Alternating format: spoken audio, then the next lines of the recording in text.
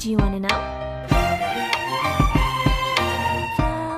Assalamualaikum warahmatullahi wabarakatuh. Pada kesempatan kali ini kita akan melanjutkan materi teorema Pitagoras bagian triple Pitagoras. Kita mulai. Triple Pitagoras adalah 3 bilangan asli yang membentuk teorema Pitagoras. Sebelumnya kita sudah belajar bahwasanya teorema Pitagoras yang dikemukakan oleh ahli Yunani bernama Pitagoras menyatakan bahwa kuadrat sisi terpanjang atau sisi miring atau hipotenusanya sama dengan jumlah kuadrat sisi yang saling tegak lurus. Nah, sekarang kita mau lihat kalau dia triple Pitagoras, artinya 3 bilangan asli yang memenuhi teorema Pitagoras, maka sudah bisa dipastikan bahwa 3 bilangan asli tersebut membentuk segitiga siku-siku. Oke, kita lihat contoh dari triple Pitagoras atau membuktikan 3 bilangan asli tersebut apakah membentuk triple Pitagoras atau tidak. Perhatikan contoh berikut yang pertama, tentukan mana yang merupakan triple Pitagoras di bawah ini. Soal A, 3, 4, 5. B, 5, 8, 12. C, 5, 12, 13. Hal yang pertama kali yang harus ditentukan adalah dari 3 bilangan asli tersebut, 3, 4, dan 5, mana yang merupakan sisi miring atau sisi terpanjang atau hipotenusanya. Jadi yang kita lihat adalah sisi miringnya terlebih dahulu. Jadi kita lihat sisi yang paling panjang, karena sisi yang paling panjang sama dengan sisi miring. Sisi terpanjang sama dengan sisi miring.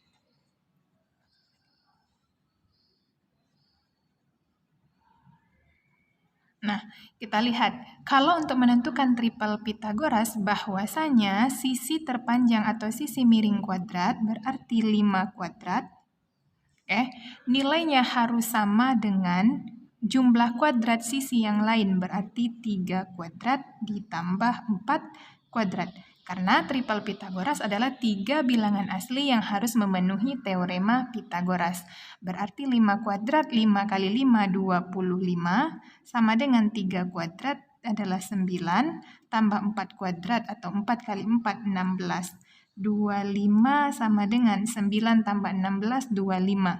Ya, nilai kiri dan nilai kanannya sama, artinya 3, 4, 5 berarti memenuhi teorema Pitagoras. Berarti 3, 4, 5 merupakan triple Pitagoras.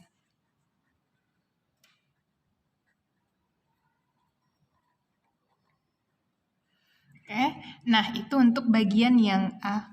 Bagian yang B kita lihat 5, 8, 12. Kita lihat dulu sisi terpanjangnya. Berarti 12 merupakan sisi miring. 12 kuadrat nilainya harus sama dengan 5 kuadrat ditambah 8 kuadrat. 12 kuadrat, 12 kali 12, 144 sama dengan 5 kuadrat, 5 kali 5, 25, tambah 8 kuadrat, 8 kali 8, 64. Maka 144 sama dengan 25 ditambah 64 adalah 89. Apakah nilai ruas kiri sama dengan nilai ruas kanan? Tidak. Artinya 5, 8, 12 bukan triple Pitagoras.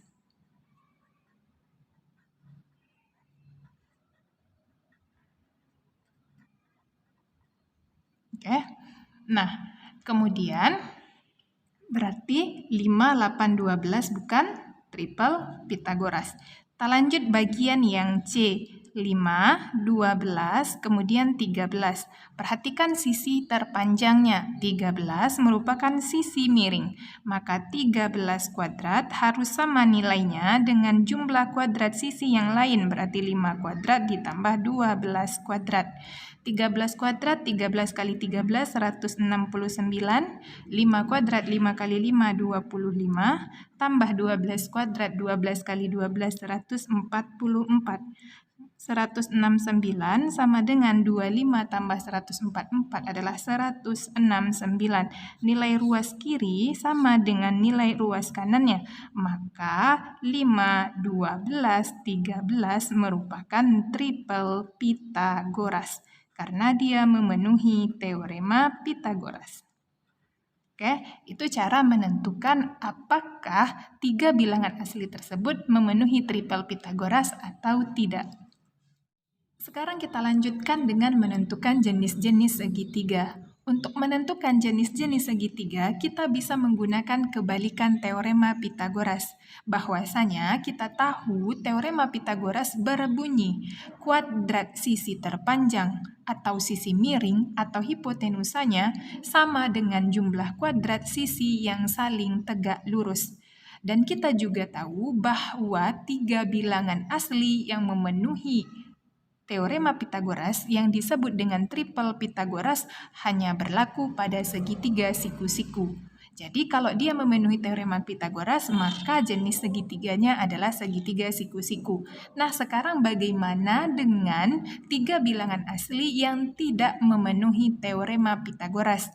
Nah, kita bisa menentukan apakah segitiganya segitiga tumpul atau segitiga lancip. Bagaimana cara menyelesaikannya? Perhatikan penjelasan dari teorema Pitagoras. Pada teorema Pitagoras, sisi miring. Ya, dari gambar kita lihat sisi miringnya adalah C, bahwa kuadrat sisi miring berarti C kuadrat sama dengan jumlah kuadrat sisi yang saling tegak lurus. Berarti sisi yang saling tegak lurus adalah A kuadrat ditambah B kuadrat. Ini teorema Pitagoras. Nah, untuk menentukan jenis segitiga yang memenuhi teorema Pitagoras, artinya sisi miringnya sama dengan, maka ini segitiganya adalah segitiga siku-siku. Nah, sekarang bagaimana dengan yang tidak memenuhi teorema Pitagoras? Artinya, kalau C kuadrat nilainya lebih besar dari A kuadrat tambah B kuadrat, kita bisa menentukan bahwa jenis segitiganya adalah segitiga tumpul. Nah, kemudian ketika sisi miring kuadrat atau C kuadrat, sisi miringnya ya, kecil dari sisi kuadrat, jumlah sisi kuadrat yang saling tegak lurus berarti A kuadrat tambah B kuadrat, maka jenis segitiganya adalah segitiga lancip. Nah, jadi untuk menentukan jenis-jenis segitiga, kita bisa menggunakan kebalikan dari teorema Pitagoras. Jadi, ketika sisi miring kuadrat sama dengan jumlah kuadrat sisi yang saling tegak lurus, maka segitiganya segitiga siku-siku. Kemudian, kalau sisi miring kuadrat lebih nilainya daripada jumlah kuadrat sisi yang saling tegak lurus, A kuadrat tambah B kuadrat, maka segitiganya tumpul. Kemudian kalau sisi miring kuadrat nilainya lebih kecil daripada jumlah kuadrat sisi yang saling tegak lurus, maka segitiganya lancip. Untuk lebih pahamnya, perhatikan contoh berikut ini. Untuk menentukan jenis-jenis segitiga dari bilangan tersebut, kita lihat 14, 8, 17, yang pertama kali harus ditentukan adalah mana yang merupakan sisi miring. Kita harus tahu sisi miring adalah sisi terpanjang. Kita lihat dari 14, 8, 17, yang paling panjang adalah 17. Maka kita lihat 17 kuadrat titik-titik dari 14 dan 18 dikuadratkan. 14 kuadrat ditambah 8 kuadrat. 17 kuadrat, artinya 17 kali 17 adalah 289, titik-titik, kita mau isi tandanya, apakah isinya nanti tandanya sama dengan, tandanya kecil, atau tandanya besar. Untuk menentukan kalau dia sama dengan, artinya dia segitiga siku-siku, kalau nilainya kecil, artinya segitiganya lancip, kalau dia besar atau lebih, maka segitiganya tumpul. Kemudian 14 kuadrat. 14 kuadrat artinya 14 kali 14, 196 tambah 8 kuadrat adalah 8 kali 8, 64. Berarti 289, 196 ditambah 64 adalah 0, 16, 260. Oke, kita bandingkan. Dari 289 dengan 260, tanda yang cocok apakah sama dengan kecil atau besar? Ya, 289 lebih atau besar dari 260. Artinya apa? Ini 14, 18, 17 ini akan membentuk segitiga tumpul.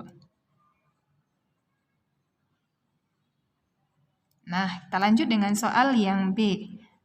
5, 7, 8. Jadi hal yang pertama kali harus ditentukan mana yang merupakan sisi miring atau sisi terpanjangnya. 8 merupakan sisi miring, maka 8 kuadrat titik-titik. Jumlah kuadrat dari sisi yang lain berarti 5 kuadrat ditambah 7 kuadrat. 8 kuadrat 64, 5 kuadrat 5 kali 5 25, tambah 7 kuadrat 7 kali 7 49. Kemudian 64 titik-titik 25 tambah 49 adalah 74. Nah, kita lihat dari 64 dengan 74, 64 itu kecil daripada 74. Maka kalau tandanya kecil, segitiganya lancip. Artinya 5, 7, 8 akan membentuk segitiga lancip. Nah, kita lanjut untuk yang C dengan cara yang sama. 8, 7, 12 yang merupakan sisi miringnya adalah 12. Kemudian 12 kuadrat titik-titik 8 kuadrat ditambah 7 kuadrat. 12 kuadrat 144, 8 kuadrat 64, 7 kuadrat adalah 49. Kemudian 144, 64 tambah 49 adalah 11, berarti 113. Nah, 144 lebih besar dari 113 karena tandanya besar, maka 8, 7, 12 akan membentuk segitiga tumpul.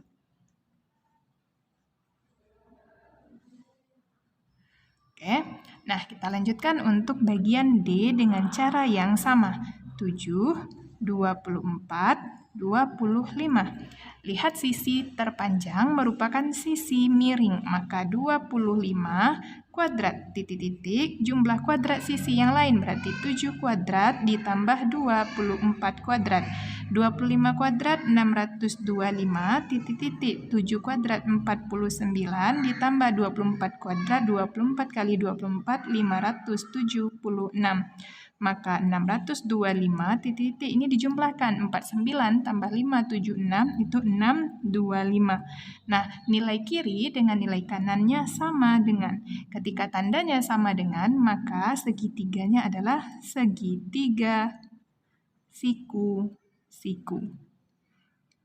Jadi ketika dia memenuhi segitiga siku-siku, dia juga merupakan tripel Pitagoras. Nah, begitu cara menentukan jenis-jenis segitiga. Baik itu segitiga tumpul, segitiga lancip, atau segitiga siku-siku.